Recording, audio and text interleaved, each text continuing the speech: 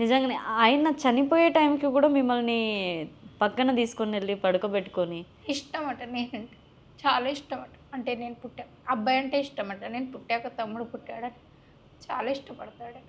నా కూతురికి 2 కొడుకులే పుడతారని అన్నాడట. 2 కొడుకులే పుట్టారు నాకు. కానీ ఆయనే లేడు.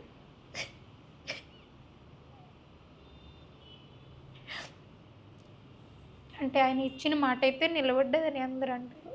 చిన్న కూతురే ఇష్టమని.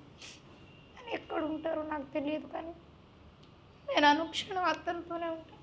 ఎలా ఉంటారో తెలియదు, రూపం తెలియదు, కానీ మా నాన్న ఉంటే ఇలా ఫోటోలు కూడా లేవా డాడీ అస్సలు ఒక్కటి కూడా? మ్యామ్ చాలా మందిని అడిగాను నేను. ఇంట్లో మొత్తం ఎంతమంది ఫ్యామిలీ వాళ్ళని ప్రతి ఒక్కళ్ళని ఎంక్వైరీ చేసి ఒక్క ఫోటో మా డాడీది నేను చూస్తాను నా కోసమైనా ప్లీజ్ అని ఎంతమందిని అడిగా. ఒక్క ఫోటో దొరకాల నాకు. ఇక నేను చూడలే. కానీ రూపం ఎలా ఉంటుందో తెలియదు. మా అక్కలాగా ఉంటారని చెప్తారు. అక్క ఉండొచ్చు మరి మమ్మీలాగా. నేనైతే మమ్మీలాగా ఉంటా. మా అక్క మ్యాక్సిమం మమ్మీలాగా అస్సలు ఉండదు, డాడీ లాగానే ఉంటుందని అంటారు అందరు. ఒక్కొక్కరు ఒకలాగా ఉంటారు, ఒకళ్ళు మీ తమ్ముడు లాగా ఉంటారని అంటారు. ఇక ఎవరి మాట నమ్మలేరు, కళ్ళతో చూడలేదు కాబట్టి ఎవరు చెప్పినా అంతే. అట్లీస్ట్ ఆయన ఫోటో ఉంటేనన్నా చూసి బాధపడడానికి ఆ ఫోటోనన్నా సరిపోతుంది అనిపిస్తుంది కదా. మీ మమ్మీ వాళ్ళ మ్యారేజ్ ఫోటో కూడా లేదా? లేదు మ్యామ్, ఫొటోసే లేవు అసలు. నాదే డేట్ ఆఫ్ బర్త్ లేదు. అంటే అన్నీ రాశారట, కానీ డాడీ చనిపోయాక ఇంట్లో ఇక వర్షం పడుతున్నా పట్టించుకోకుండా, డాడీ చనిపోయాక అమ్మ ఇల్లుని అంత పట్టించుకోలేదట. ఆ బాధలో మొత్తం తడిసిపోయినాయట. డేట్ ఆఫ్ బర్త్ ఒక్కలే లేవు, ముగ్గురే లేవు మాకు. మా అక్క నా బావ. అంటే ఎలా గుడిసెలో ఉంటుందనా? ఇల్లే, కానీ అప్పుడు ఆ కాలంలో మట్టి ఇల్లులు కదా. ఇప్పుడు దాని తర్వాత ఇప్పుడు ఒక వీడియో చూసాం మిమ్మల్ని.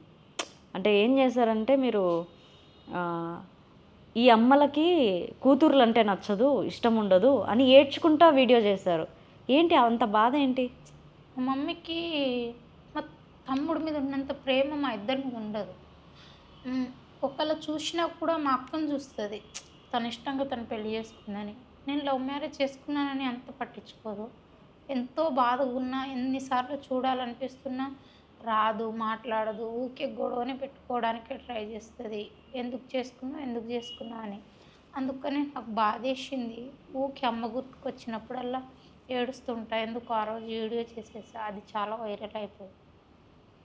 అమ్మ అంటే నాకు ఇష్టం, కానీ మా మమ్మీకి ఏంటి ఆ వీడియో ఒకసారి చేయొచ్చు కదా.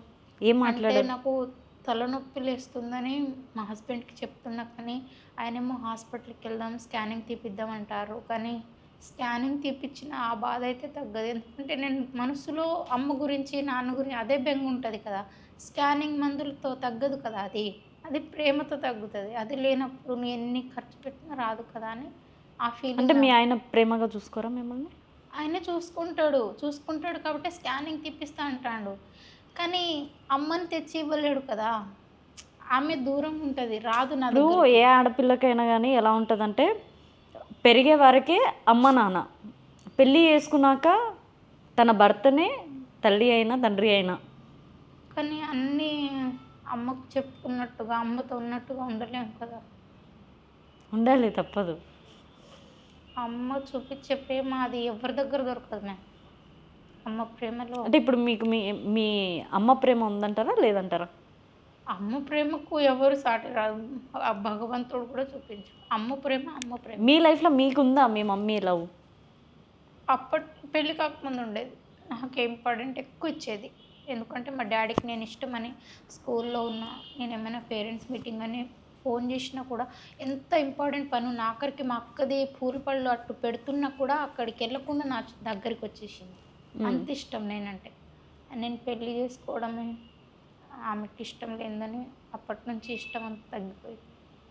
ప్రేమ లేదు. అనాథలాగా మిగిలిపోయాను. అనవసరంగా చేసుకున్నాను. తర్వాత బాధ వేసింది, కానీ చేసుకోవడానికి తర్వాత ఆప్షన్ ఏం లేదు. అసలు నాకు అంతా తెలియలేదు. ఇప్పుడు బాధేస్తుంది. కరెక్ట్ కాదనిపించింది నేను చేసింది అయితే నాకు. ఎందుకంటే నాన్న లేకపోయినా ఆమె చదివించింది కదా, ఆలోచించాల్సి ఉండే కొంచెం అని అనిపించింది. ఓకే.